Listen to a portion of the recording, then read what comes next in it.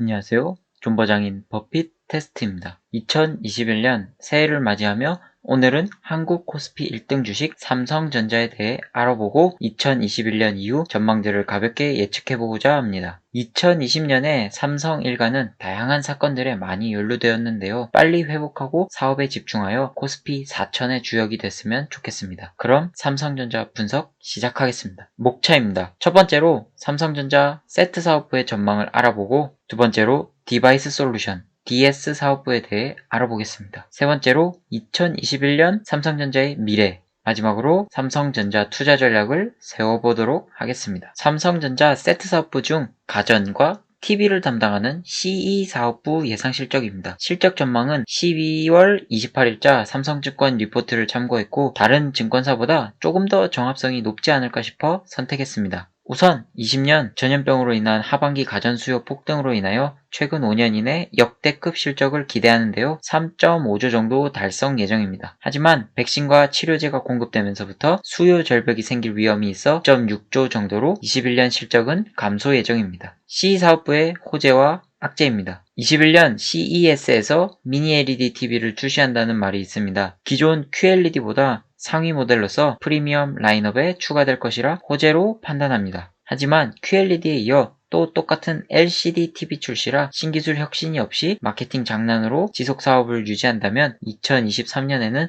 중국 세트 사업부에 많이 따라잡힐 위험이 있습니다. 또한 2020년 개최 예정이던 도쿄올림픽이 2021년으로 연기되었는데요. 현실적으로 2021년에도 개최가 힘들지 않을까 싶어 영업이익 예상치가 낮아진 것 같습니다. 다음으로 휴대폰 및 네트워크 사업을 병행하는 IM 사업부입니다. 갈수록 떨어지는 영업이익을 보여주던 무선 사업부. 2020년에는 중저가 모델의 수익성 개선과 극심한 원가 절감을 통해서 오랜만에 영업이익 10조 원을 돌파했습니다. 내년에는 폴더블 모델 확대와 더불어 영업이익이 소폭 상승할 것으로 보입니다. 최근 지속적으로 역성장하던 스마트폰 출하량에서 2021년에는 13.4% 성장할 것으로 보입니다. 다음으로 모두가 기다려온 폴더블 폰의 S펜 적용 및 카메라 홀 삭제 검토 기사가 나온 것으로 보아 수익성이 있는 신시장 개척을 위해 노력하는 것으로 보입니다. 마지막으로 코로나 2.5단계까지 올라가면서 재택근무 수혜를 얻었는데요. 노트북, PC, 태블릿 등 전례 없는 성장을 기록하고 최소 2021년 3분기까지 기조가 이어질 것 같습니다. 무선 사업부의 악재로는 S 시리즈의 끔찍한 실적입니다. S20의 경우 판매량 1,500만 대 정도로 노트20 또한 상황이 크게 다르지 않습니다. 또한 원가 절감의 모습이 군데군데 보이면서 소비자들이 등을 돌리기 시작하고 중저가 폰을 사거나 아이폰 쪽으로 많이 넘어가는 현상을 보이고 있습니다. 노태문 사장이 빨리 정신 차리길 바랍니다. 앞서 말한 것처럼 플래그십의 판매량은 저조하고 디스플레이 단가 및 카메라 모듈 배터리 단가를 후려치며 삼성 디스플레이, 삼성 전기, 삼성 SDI, 소위 말하는 삼성 후자들의 실적만 나빠지고 무선 사업부의 배만 불렸습니다. 이러한 기조는 1, 2년은 영업이익을 올릴지 몰라도 한번 등 돌린 고객들이 쉽게 다시 찾아주지 않을 것입니다. 다음으로 디스플레이 부문 실적입니다. 디스플레이는 삼성전자는 아니지만 삼성전자가 삼성 디스플레이 지분 85%를 소유하며 공시 발표 때 실적을 포함하여 발표하고 있습니다. 최근 중국과의 치킨 게임 때문에 LCD 패널 대형 사업부 쪽에서 조단위 적자를 보았습니다. 그러면서 실적이 계속 악화되었고 2020년에는 겨우 2조를 벌었습니다. 그래도 2021년에는 전 모델 아이폰 적용 수혜로 영업이익이 2.9조까지 상승할 예정입니다. 재택근무 등의 수혜를 입어 OLED 노트북 시장이 점점 커지고 있습니다. 또한 아이폰 12부터 전 모델 OLED 적용으로 대부분의 물량을 담당하는 삼성 디스플레이의 경우 실적이 상승할 것이고 조단위 적자를 보게 한 LCD 패널 사업 또한 70% 가까이 가격이 오르며 실적 상승에 견인할 것입니다. 하지만 슬프게도 삼성전자의 자회사로서 TV 사업부인 VD 사업부의 요청에 따라 2021년에도 LCD 패널 사업을 연장하기로 결정했습니다. 적자를 보면서 판매를 하기 때문에 내부의 직원들의 불만이 장난이 아닌 상황이지만 자회사 후려치기는 계속됩니다. 두 번째 악재는 13조를 투자하여 개발하겠다던 QD-OLED를 삼성전자에서 TV는 쓰지 않고 모니터로 먼저 적용한다는 것입니다. 아마 LCD 사업 연장의 딜로 보이지만 돈이 되고 있는 QLED 사기 마케팅을 계속 지속할 것으로 보입니다. 마지막 피날레는 반도체 사업부 전망입니다. 20년 실적은 19.4조 정도로 예상되며 21년 실적은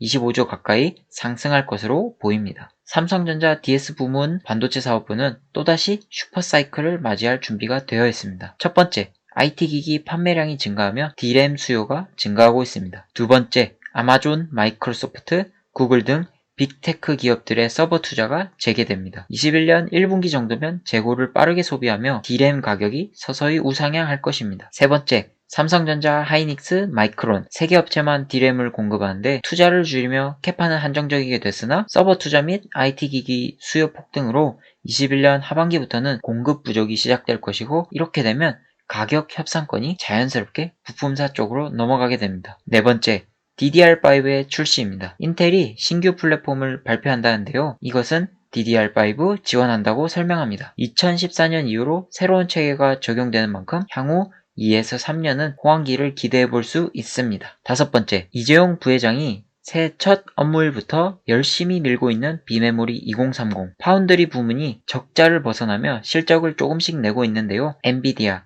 퀄컴, 5G, AI 등등 관련 부문 수주를 지속적으로 내고 있으며 매출이 폭발적으로 증가하고 있습니다. 영업이익마저 점점 증가하는 모습은 삼성의 미래를 착실히 준비해 나간다는 모습을 보여주고 있습니다. 2021년 DS 부문에 악재란 없습니다. 삼성전자 미래를 알아보겠습니다. 삼성전자의 주가는 이제는 사실 반도체 기업으로 반도체 업황이 결정합니다. 그런데 21에서 22년은 슈퍼사이클이 확실시되고 있는 시점이라 계속적인 우상향을 어쩔 수 없는 부분입니다. 하지만 단기간 급등을 너무 했기 때문에 불안한 요소가 조금 있습니다. 살짝 조정기가 올 것 같은데요. 차트를 통해서 참고만 해보도록 하겠습니다. 우선 일봉을 체크해보면 최근 엄청난 급등으로 한국 사람은 삼전주주라는 말이 생길 정도로 국민 주식이 되었습니다. 하지만 영원한 상승이란 없는 법이죠. 지금 61선과 121선의 괴류율이 너무 높기 때문에 차차 만나러 갈 것입니다.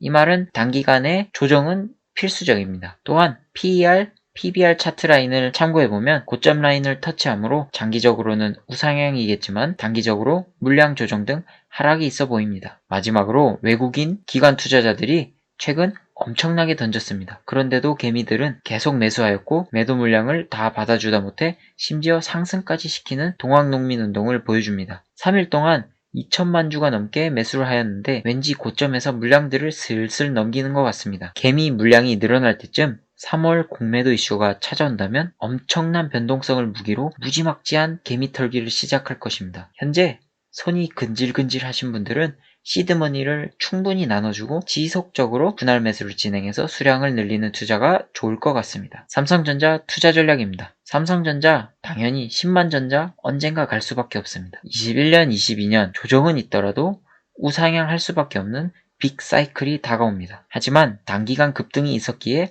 하락장에 조금씩 분할 매수 필요합니다. 저는 이전에 삼성전자를 매도를 해서 수익을 봤는데요. 너무나 후회스러운 선택이었고 역시나 1등 주식인 만큼 끝까지 가지고 가면서 노후 준비를 해야 합니다. 오늘은 삼성전자에 대해서 분석을 해보았는데요. 사실 사업 부문이 너무 다양해서 한 개씩 깊게 팔 수가 없어서 다음에 또 자세한 영상을 다뤄보도록 하겠습니다. 오늘도 페이스메이커로서 도움이 되셨다면 구독과 좋아요 부탁드립니다. 그럼 다음 영상에서 만나요. 안녕.